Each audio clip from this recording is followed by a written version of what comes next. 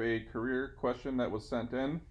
And if you want to send us your question, click the link above or check the top comment below, and that'll take you to our website where you can send us a question about careers, jobs, interviewing, all that fun stuff, resume writing, whatever you got, send it over and we'll try to get you featured on the show. This question is, let's see what we got here. What steps should I take when in college to be a competitive candidate for top medical schools in the U.S.? I mean, good question, great question, and there is no easy answer to that one. A lot of the times when a lot of times we tie together our college planning and our career planning all into one. Because a lot of times the college planning aspect parlays into career planning because when you look at the medical schools, where people get recruited out of, that stuff matters. So obviously, the higher the rank the medical school, the greater the chance you're going to have of landing a job you want. Obviously, as you go farther down that list, the tougher it gets. And I think that's any job in this world. If I go to MIT and I get an engineering degree, and I go to some college no one's ever heard of and get an engineering degree, I'm obviously going to have more doors open to me, at least initially, having a degree from MIT or Harvard, for example. So I think a lot of this starts with, where did you go to med school? So I don't know where you're at right now. You didn't give us that information. Maybe you're not even in med school yet. So this goes all the way back to high school. You want to do as good as you can in high school so you can get the best undergrad you can get, which helps you land the best medical school. These are things you got to be thinking way out. You can't just wake up one day and say, oh, I want to go to med school and map out this perfect career. When we work with, high school students, we're looking at a 4, 5, 6 year plan. Then we reevaluate once we get that undergrad moving, and then what's the step for grad school.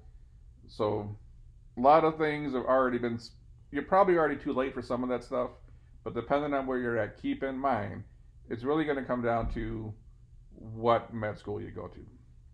But here's some other ideas. Do research and try to have some publications. That was one of the suggestions we got from the team.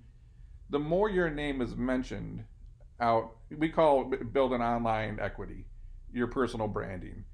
Have you been featured in articles? Have you been featured in publications? You can sign up for things like Haro and even ProfNet and try to get some of your own pickups in PR.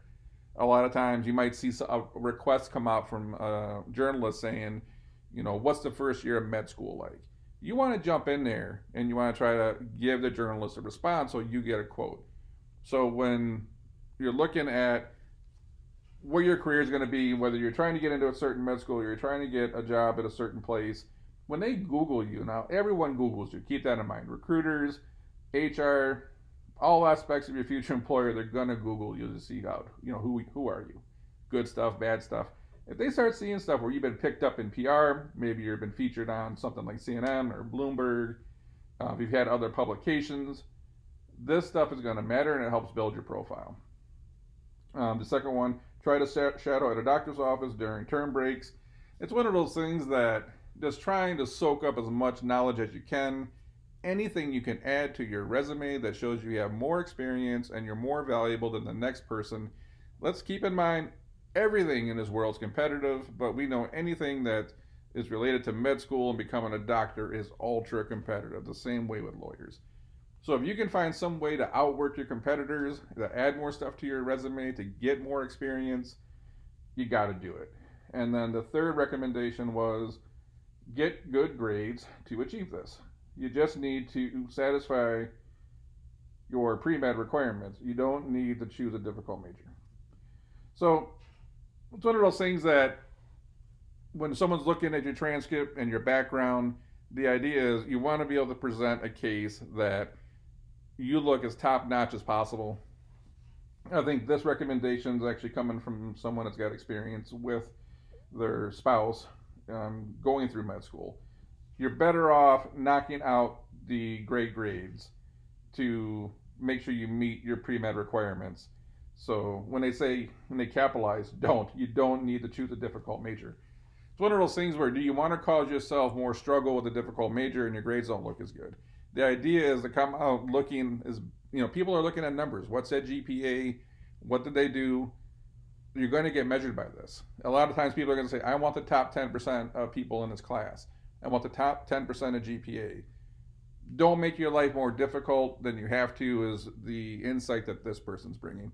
I've seen a lot of people do that, and even outside of med school, they take on a double major. They just weigh themselves down with things that were nice to have, but then their overall GPA drops, and now all of a sudden they're not even in that top 5% of the class. You want to be in that top 5%, top 1% of the class, and you got to the whole way, from developing that online presence, from your experience shadowing people, your GPA, every part of your career, and you as a human being, you want to be in that top 1%. That is going to open those doors for you. So keep that in mind. If you have any more questions, obviously you can send us another question for a follow up. And if you are tuning in for the first time here, make sure you hit subscribe. Send us a question about careers, resumes, college, whatever it is. We'll try to get you featured on the show. But until then, we'll catch you on the next one.